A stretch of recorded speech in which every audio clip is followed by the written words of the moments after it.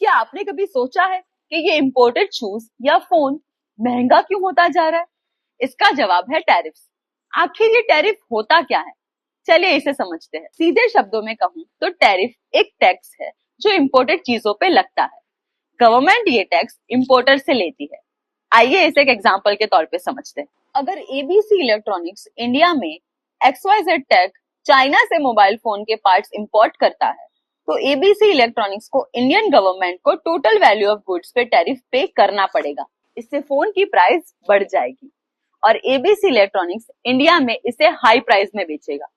Simple words में कहूँ तो इंपोर्ट करने वाले अपनी गवर्नमेंट को टैक्स देते हैं। But how does it affect us? चलिए इसे समझते हैं। Boost for local businesses.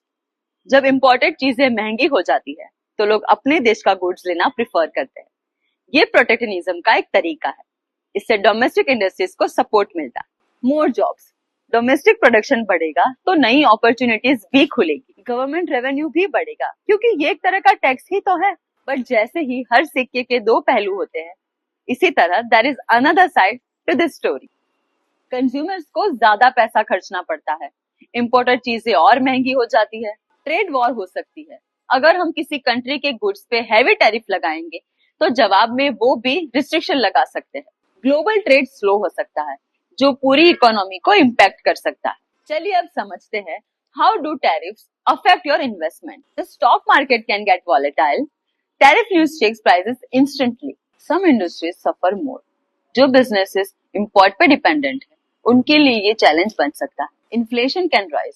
When goods get expensive the impact is felt everywhere.